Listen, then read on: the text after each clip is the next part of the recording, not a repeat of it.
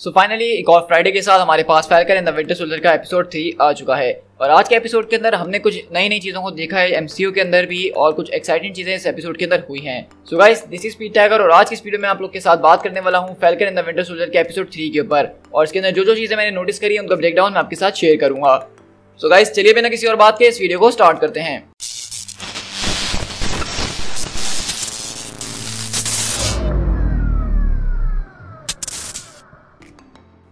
आज का हमारा एपिसोड तकरीबन 1 से 1.5 मिनट की रिकैप और इंट्रो के साथ शुरू होता है। तो हमारी कहानी की शुरुआत बेसिकली कमर्शियल के साथ होती है जो कि जीआरसी के बारे में है। ये वही टीम है जो कि सारे के सारे लोग जो कि ब्लिप के बाद वापसी आए हैं उनके लिए जो है खाने पीने का इंतजाम कर रही है, उनके बारे में सोच रही है कि अब उनको किस तरह से इस दुनिया के अंदर फिट करना है, क्योंकि वो पिछले 5 साल से गायब थे और अचानक दुनिया में उनका आ जाना एक बहुत बड़ा मसला क्रिएट कर सकता है। लेकिन इसी के साथ हमारी कहानी शिफ्ट होती है सीधा जर्मनी के अंदर, जहाँ पे हम देखते हैं कि जर्मन पुलिस के साथ कैप्टन अमेरिका यानी कि जॉन वॉकर यहाँ पे जो है उसी घर में पहुंचता है जहाँ पे कल रात कार्ली मॉर्टेनथॉर रुकी हुई थी, और उस हवाले से वो पूछताछ वगैरह कर रहा होता है। लेकिन हम देखते हैं कि यहाँ पे जो ये आदमी होता है ये काफी ज्यादा बहादुर है। ये कार्ली के बारे में उसको एक लफ्ज तक नहीं बताता और उल्टा इस नए वाले कैप्टन अमेरिका के मुंह पे थूक देता है, जिसको देख के मुझे 1 मिनट के लिए बिल्कुल ऐसा लगा था कि ये जॉन वॉकर इसकी जान ले लेगा भी, लेकिन शायद उसने यहाँ पे दूसरे पुलिस वालों को देख के अपने गुस्से को कंट्रोल कर लिया है। और इसी के बाद बेसिकली हम लोग यहाँ से उसी प्रिजन के अंदर शिफ्ट होते हैं जहाँ पे बैरन ज़ीमो को पकड़ के रखा गया है, और हम देख रहे हैं कि फैल्कन और विंटर सोल्जर यहाँ पे उससे मिलने के लिए आते हैं। अब हम देखते हैं कि यहाँ पे जब वो उससे बात करने के लिए जा रहे होते हैं तो विंटर सोल्जर बोलता है कि मैं इससे अकेले में बात करूंगा क्योंकि तुम एक एवेंजर्स के मेंबर हो और तुम्हारी वजह से ज़ीमो बेसिकली जेल के अंदर बैठा है, तो तुम्हारा जाना वहाँ पे अच्छा नहीं होगा। और इसी तरह हम देखते हैं कि बकी वहाँ पे अकेले उससे मिलने के लिए जाता है उसके सेल के अंदर, और हम देखते हैं कि ज़ीमो यहाँ पे जो है बेसिकली वही सारे वर्ड्स बोलने की कोशिश कर रहा होता है जिसके जरिए विंटर सोल्जर का माइंड वॉश हो जाता है, और वो उसको चेक कर रहा होता है कि बेसिकली कि अभी भी ये वही है या फिर ये ठीक हो चुका है।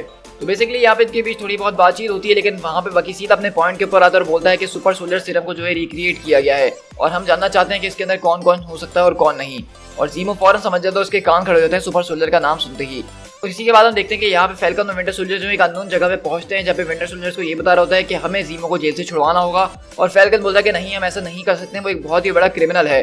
लेकिन हम देखते हैं कि यहाँ पे जब सारी की सारी बातें करके बाकी उसको अपना प्लान बता रहा होता है कि किस तरह से उसको वो जेल से बाहर निकालेंगे, तो एक्चुअल में वो सब कुछ कर चुका होता है। और हम देखते हैं कि यहाँ से इसी गैराज के अंदर इनसे मिलने के लिए ज़ीमो यहाँ पे आता है, जिसको देखिए फैल्कन पहले तो बहुत ज़्यादा गुस्से में आ जाता है कि इसने ये ठीक नहीं करा है क्योंकि वो एक बहुत बड़ा क्रिमिनल है, उसके ऊपर भरोसा बिल्कुल भी नहीं किया जा सकता है। लेकिन वहीं पे विंटर सोल्जर बोलता है कि अगर हमें इस चीज़ के ऊपर मदद लेनी है, किसी चीज़ की किसी किस्म की लीड चाहिए, तो हमें उसकी ज़रूरत पड़ने वाली है। और फिर हमें यहाँ पे दरअसल ये पता चलता है कि दरअसल बैरन ज़ीमो जो है वो एक बहुत ही अमीर और मालदार पार्टी है, मतलब उसके पास एक बहुत बड़ा गैराज है, उसके पास अच्छे खासे वेपन्स हैं और उसका अपना खुद का प्राइवेट जेट भी है। और सिर्फ इतना ही नहीं, यहाँ पे उसके पास उसका अपना आल्फ्रेड जैसे एक बटलर भी है, जैसे बैटमैन का होता है। मतलब यहाँ पे बैरन ज़ीमो को देख के ऐसी फीलिंग आ रही थी कि ये एमसीयू का शायद नया बैटमैन बनने वाला है। और इसी तरह वो लोग अपने प्राइवेट जहाज के अंदर बैठते हैं और वहाँ से आगे निकलने की तैयारी करते हैं कि अब हमको कहाँ जाना है। तो वहाँ पे जब इनकी ये सारी बातें हो रही होती हैं प्लेन के अंदर, तो हम देखते हैं कि बैरन ज़ीमो जो है विंटर सोल्जर की उसी डायरी को उठा लेता है और उसके अंदर जो नाम लिखे होते हैं उनको पढ़ने की कोशिश कर रहा होता है। लेकिन ये देख के विंटर सोल्जर को काफी ज्यादा गुस्सा आ जाता है और वो उससे डायरी छीन लेता है, और हमें तब जाके ये बात पता चलती है कि दरअसल ये वही डायरी है जो कि कैप्टन अमेरिका इस्तेमाल किया करते थे अपने नोट्स वगैरह बनाने के लिए, जिनको हमने विंटर सोल्जर मूवी के अंदर देखा था। और इसी बीच हम देखते हैं कि यहाँ पे बताता है हमें बैरन ज़ीमो के वो लोग आज कहीं और नहीं बल्कि माद्रिपुर जा रहे हैं। जी हाँ, इसके ऊपर हमने काफी ज्यादा थ्योरीज वगैरह अपनी बनाई थी और हमने अपने ट्रेलर्स के ऊपर भी बात करी थी कि इसमें जो एक सिटी दिखाई जा रही है बार बार, वो कोई और नहीं बल्कि माद्रिपुर की सिटी हो सकती है।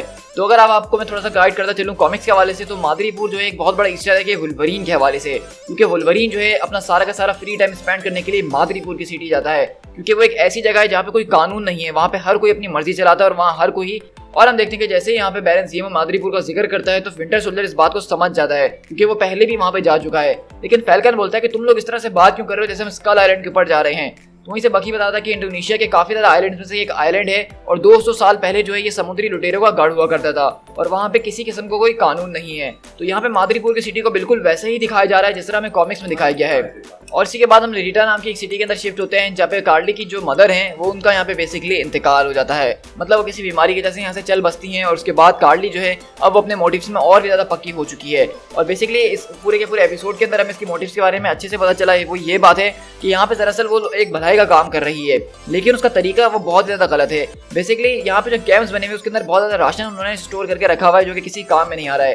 लेकिन कार्ली ये बताना चाह रही है कि इस तरह के और भी लोग हैं दुनिया के अंदर जिनके पास ये सारा का सारा खाना पीना नहीं है, तो उनको इसकी जरूरत है। लेकिन जिस तरह से वो उसको छीन रही है उन लोगों से, वो चीज बहुत ज्यादा गलत है और ये चीज उसको एक सुपर विलन बना देती है।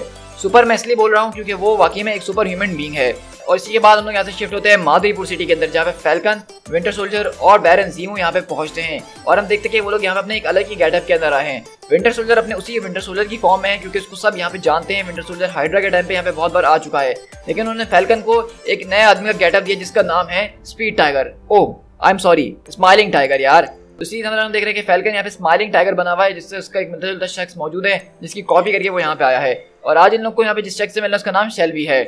और इसी बीच हमें यहाँ पे ज़ीमो ये भी बताता है इस तरह से कि किस तरह यहाँ पे एक हाई टाउन और एक लो टाउन दोनों ही मौजूद हैं। और सेम कॉमिक्स में भी ऐसे ही होता है कि जो हाई टाउन होता है वहाँ पे सारे अमीर लोग रहते हैं और वहाँ पे थोड़ा बैलेंस बना रहता है, लेकिन जो लो टाउन है वहाँ पे सारे चोर गुंडे माफिया के लोग रहते हैं और वहाँ पे कोई कानून नहीं होता है। और इस बात का अंदाजा हमें तब जाके हो ही जाता है जब हम उस बार के अंदर पहुंचते हैं, जहाँ पे हम देखते हैं कि वहाँ पे हर कोई जो है अपनी अपनी दुनिया के अंदर मगन हुआ होता है और हर कोई अपनी दुनिया का शेर है वहाँ पे।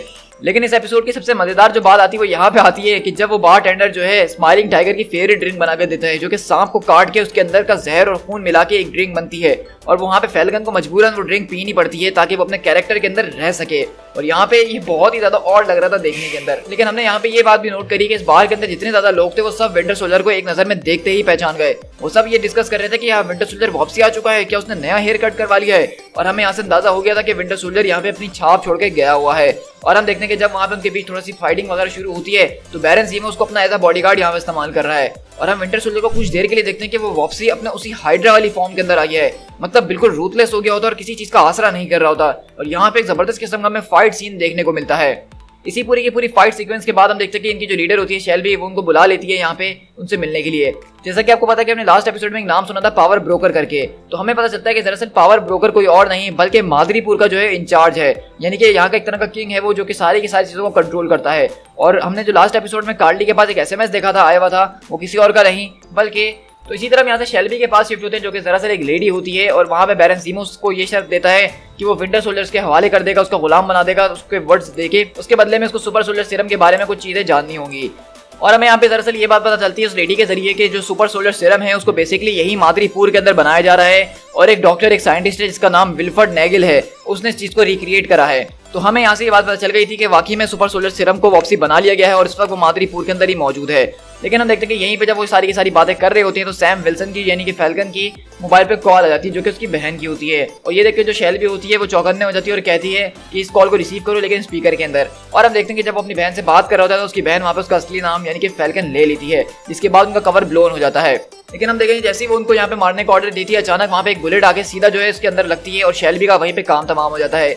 लेकिन यहाँ पे अगले पल हमें एक बिल्कुल जॉन विक वाली फीलिंग आती है, जहाँ हम देखते हैं कि हर किसी के मोबाइल के ऊपर एक बाउंड्री का मैसेज आ जाता है। जैसे ही शेल्बी मरी उसके साथ मरने के इन सारे के सारे लोगों के ऊपर एक बाउंड्री रख दी गई है, जो कि एक बहुत बड़ी अमाउंट के अंदर है और हर कोई इनको मारने के पीछे लग चुका है। जिस तरह हमने जॉन विक के अंदर देखा था, बिल्कुल सेम वैसे ही फीलिंग आ रही थी यहाँ पे। लेकिन हम देखते हैं कि जब ये सारे के सारे लोगों के और भगदड़ के बीच फंस चुके होते हैं तो वहाँ पे उनकी मदद करने के लिए कोई और नहीं बल्कि शैरन कार्टर यहाँ पे पहुंचती है। और हमें दरअसल ये बात पता चलती है क्योंकि शैरन कार्टर जो है वो गवर्नमेंट से भगोड़ी है इस वक्त, वो वहाँ पे अमेरिका वापसी लौट के नहीं जा सकती, तो वो इतने टाइम से मादरीपुर के अंदर ही रह रही थी और वो मादरीपुर के हाई सिटी के अंदर रह रही है इतने टाइम से। और वो फैल्कन और विंटर सोल्जर को भी अपने साथ उसी घर में ले जाती है। यहाँ पे हम देखते हैं कि फैल्कन शैरन से इस बात की डील करता है कि वो हमारी इन सब चीजों के अंदर मदद करे सुपर सोल्जर सीरम तक पहुंचने के लिए। इसके बदले में वो उसका नाम साफ करवा के उसको वापसी घर लेके जाएंगे। और इस बात के ऊपर हम देखते हैं कि शैरन कार्टर उससे एग्री कर जाती है। और इसी तरह देखते हैं कि शैरन कार्टर अपने कुछ कॉन्टेक्ट्स वगैरह इस्तेमाल करके जो है यहाँ पे उसका पता लगाती है कि विल्फर्ड नेगल इस वक्त है कहाँ मौजूद। और हम देखते हैं कि उसने बेसिकली कुछ कंटेनर्स के अंदर अपना एक लैब बनाया हुआ था खुफिया तौर के ऊपर।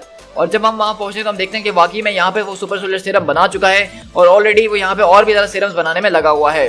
और यहाँ से मैं नेगल इस बात को साफ तरीके से बताता है कि वो पहले एक हाइड्रा का साइंटिस्ट हुआ करता था और उसको बाद में जो CIA वालों ने रिक्रूट कर लिया था और उसको एक ब्लैक अमेरिकन का ब्लड सैंपल दिया गया था जिसके अंदर सुपर सोल्जर सीरम मौजूद था। और अगर आपको ये बात समझ में नहीं आई है तो यहाँ पे आइजा ब्राइडली की बात हो रही है, जैसा कि हमने लास्ट एपिसोड में देखा था। वो बताता है कि उसकी काफी ज्यादा ब्लड सैंपल्स वगैरह लिए गए थे, तो वही ब्लड सैंपल्स वगैरह जो थे वो नेगल को दिए गए थे ताकि वो उसके ऊपर स्टडी कर सके।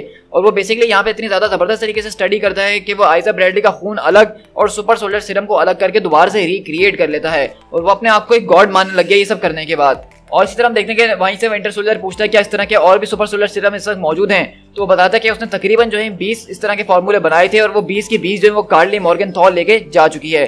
और इसी वजह से पावर ब्रोकर ने उसको वो मैसेज करा था लास्ट एपिसोड के अंदर कि तुमने मेरी उस चीज को चुरा लिया, इसके लिए मैं तुम्हें जान से मार डालूंगा। क्योंकि बेसिकली पावर ब्रोकर जो है इस वक्त ये सारा का सारा काम फंड कर रहा था नेगल को। उसने पूरी की पूरी फैसिलिटी मादरीपुर के अंदर खोल के दी ताकि वो सुपर सोल्जर सीरम बना सके। और हम देखते हैं कि वो कार्ली मॉर्गनथॉल सारे के सारे सुपर सोल्जर सीरम लेकर जा चुकी है। तो हम देखते हैं कि यहाँ पे जब ये सारी की सारी खुलासा होता है सारी की सारी बातों का, तो वहीं पे बैरन ज़ीमो जो है वहाँ पे नेगल की जान ले लेता है उसको गोली मार के। और अगले पल हम देखते हैं कि यहाँ पे जैसा कि उनके सर पे एक बाउंड्री रखी गई थी, तो यहाँ पे बहुत सारे लोग जो है इनको मारने के लिए आ जाते हैं। और इसी के बाद हमें यहाँ पे जबरदस्त किस्म का फाइट सीक्वेंस देखने को मिलता है, जहाँ पे चारों मिलकर यानी कि ज़ीमो, फैल्कन, विंटर सोल्जर और शैरन कार्टर इनसे मुकाबला करते हैं। लेकिन इसके बाद हम देखते हैं कि यहाँ से शैरन कार्टर अपने रास्ते अलग हो जाती है और फैल्कन और विंटर सोल्जर अलग हो जाते हैं। लेकिन शैरन यहाँ पे गाड़ी में बैठते हुए बोलती है कि हमारे सामने एक बहुत बड़ी मुश्किल आ गई है और वो एक नहीं है। तो यहाँ पे वो किस मुश्किल की बात कर रही है इसके बारे में हमें अभी तक कुछ नहीं पता चल पाया है। और यहीं से हमने देखा कि जॉन वॉकर, कैप्टन अमेरिका और उसका साथी यानी कि ब्राइट स्टार जो है वो उसी फैसिलिटी के अंदर पहुंचते जहां से ज़ीमो भागा हुआ है। और हम देखते हैं कि जॉन वॉकर को बिल्कुल ऐसा ही लग रहा है कि विंटर सोल्जर और फैल्कन ने ही उसको यहाँ से छुड़वाने में उसकी मदद करी है, क्योंकि उनके पास भी कोई लीड मौजूद नहीं थी इस केस के ऊपर और हमारे पास भी कोई लीड मौजूद नहीं है। और अब हमें उन लोगों को ट्रैक करना होगा और किसी ना किसी तरीके से इस बात का एविडेंस ढूंढना होगा कि उन लोगों ने ही उसको आज़ाद करवाया है। तो अब हम देख रहे हैं कि बेसिकली यहाँ से जॉन वॉकर जो है इस बात के पीछे लग गया है कि यहाँ पे फैल्कन और विंटर सोल्जर ने उसको आज़ाद करवाया है और किसी ना किसी तरीके से अब उनको इस चीज़ के अंदर वो फ्रेम करने की कोशिश जरूर करेगा। और हम देखते हैं किस तरह फैल्कन और विंटर सोल्जर को कार्ली की लोकेशन पता चल जाती है और वो लोग ठीक उसकी तरफ ज़ीमो के जहाज में बैठ के वहाँ पे जा रहे होते हैं। लेकिन हम देखते हैं कि कार्ली यहाँ पे बेसिकली एक कैंप को लूट रही होती है जहाँ से सारा राशन वगैरह निकाल के वो चले जाती है उनसे छीनते हुए। लेकिन हम देखते हैं कि यहाँ पे वो उनको जाने से पहले यहाँ पे बॉम्ब ब्लास्ट करके उस पूरी पूरी बिल्डिंग को जला के राख कर देती है, जिसके अंदर अभी भी लोग मौजूद होते हैं। और यहाँ पे उसका साथी भी इस बात के ऊपर सवाल उठाता है, लेकिन कार्ली उनसे यही कहती है कि ये सिर्फ एक ही ज़बान है जो ये लोग समझते हैं। अगर हमें कोई मैसेज पहुंचाना है दुनिया तक तो उसके लिए हमें कुछ धमाके करने होंगे। तो यही वो चीज़ है जो कि कार्ली के मोटिव को एक नेगेटिव चीज़ में ले जाती है। अगर उसको अच्छा काम करना है तो उसको अच्छे तरीके से करना चाहिए, भले ही आप कितना भी अच्छा काम करें, लेकिन उसका तरीका अगर नेगेटिव होगा तो वो हमेशा नेगेटिव ही रहेगा। उस तरह देखते हैं कि ज़ीमो वगैरह जो है दोबारा से सिटी के अंदर पहुंचते हैं जहाँ पे कार्ली मौजूद थी और वो वहाँ पे अपने घर के अंदर जा रहे होते हैं जहाँ पे ज़ीमो की कुछ जान पहचान है। लेकिन जब वो वहीं पे जा रहे होते हैं तो वहीं पे विंटर सोल्जर बोलता है कि तुम लोग जाओ, मैं कुछ देर में आता हूँ। और हम देखते हैं कि दरअसल यहाँ पे विंटर सोल्जर को रोड के ऊपर कुछ पड़े हुए बीट्स मिलते हैं। और अगर आपने इन बीट्स को पहचाना नहीं है तो ये कोमोयो बीट्स हैं जो कि वकांडन टेक्नोलॉजी है और वो लोग अपने कम्युनिकेशन और हर तरह की चीज़ को एक्सेस करने के लिए इस्तेमाल किया करते थे। और मैं तो उसको एक नज़र में देखते ही पहचान गया और बकी भी इसको एक नज़र में देखते इसीलिए पहचान गया क्योंकि बकी जो है वकांडा के अंदर काफ़ी लंबा अर्सा रह चुका है, वो इनको अच्छे तरीके से जानता है। और हम देखते हैं कि इसी तरह वो बीट्स को फॉलो करते करते जाता है अलग अलग जगहों पे जहाँ पे इन बीट्स को अलग अलग जगहों पे रखा होता है सर्विलियंस के लिए। और इसी तरह देखते हैं कि वहाँ पे बकी बोलता है कि आप छुपने की कोई जरूरत नहीं है, मेरे सामने आ जाओ। और अगले बार हम देखते हैं कि वहाँ पे कोई और नहीं, यहाँ पे डोरा मिराजी की लेडी ओयो मौजूद है और वो यहाँ पे बोलती है कि मैं यहाँ पे ज़ीमो के लिए आई हूँ। और इसी के साथ हमारा ये एपिसोड एंड हो जाता है। तो इस एपिसोड के एंड होने के साथ हमारे पास ये बात साबित हो गई है कि अब हमें यहाँ पे वकांडा भी कुछ हद तक इंक्लूडेड दिखने वाला है falcon in the Winter soldier के अंदर। लेकिन यहाँ पे डोरा मिलाजे का मेंबर को देख के मेरे दिमाग में एकदम ब्लैक पैंथर आया कि अब ब्लैक पैंथर का क्या होने वाला है एमसीयू के अंदर। मतलब आप जैसे कि बहुत अच्छी तरीके से जानते हैं कि चैडविक बोसमैन जो है वो दुनिया में नहीं रहे हैं और ब्लैक पैंथर के रोल के लिए अभी तक किसी को रिकास्ट नहीं किया गया है। तो क्या इस सीरीज के अंदर हमें सिर्फ डोरा मिलाजे को दिखाया जाने वाला है या फिर हमें ब्लैक पैंथर से भी कोई उसकी झलक देखने को मिलने वाली है? लेकिन अभी के लिए हम इस तरह से कुछ भी नहीं कह सकते हैं, बस इतना मान के जरूर चल सकते हैं कि अगले जो हमारे कुछ एपिसोड्स होने वाले हैं वो बहुत ज़्यादा एक्शन पैक्ड धमाकेदार होने वाले हैं, क्योंकि अब वकांडन आर्मी भी जो इसके अंदर ज्वाइन कर चुकी है ज़ीमो को पकड़ने के लिए। और फैल्कन और विंटर सोल्जर इस वक्त ज़ीमो को बचा रहे हैं क्योंकि उसके पास एक अच्छी खासी इन्फॉर्मेशन है जिसको वो लोग इस्तेमाल कर सकते हैं। और वहीं दूसरी तरफ कार्ली जो अपने प्लान्स में आगे बढ़ते जा रही है और जॉन वॉकर यहाँ पे उनके पीछे लगा हुआ है। सो गाइस, आई होप कि आपको मेरी वीडियो काफी ज्यादा पसंद आई होगी। इस वीडियो के अंदर काफी ज्यादा चीजें थी जो कि नोटिसेबल थी, खासकर मादरीपुर की जो सिटी है ये आगे जाके एमसीयू के अंदर एक बहुत ही बड़ा रोल प्ले कर सकती है। इसके बारे में यहाँ पे इन्होंने दिखा के एक बहुत ही अच्छा काम करा है। इससे हमें जो है बहुत ज्यादा डेप्थ मिल रही है एमसीयू के वर्ल्ड के अंदर कि यहाँ पे अभी भी इस तरह की बहुत सी चीजें हैं जिसके बारे में लोग जानते नहीं है और वो आहिस्ता आहिस्ता करके सामने आते जा रही है। सो गाइस, आपको अगर ये वीडियो अच्छी लगी है तो मुझे कमेंट करके जरूर बताइएगा और अगर इसके अलावा आपने कोई और बात इस एपिसोड के अंदर नोटिस करी है तो मुझे कमेंट करके जरूर बताइएगा। साथ ही साथ अगर आप मेरे चैनल पर नए हैं और अभी तक चैनल को सब्सक्राइब नहीं करे तो इंतजार किस बात का है, मेरे चैनल को फौरन से सब्सक्राइब कर लीजिए इस तरह के ऑसम ब्रेकडाउन्स मेरे चैनल पे एंजॉय करने के लिए। So guys, this is speed tiger, मिलते हैं नेक्स्ट एपिसोड के साथ। Till then, thank you so much.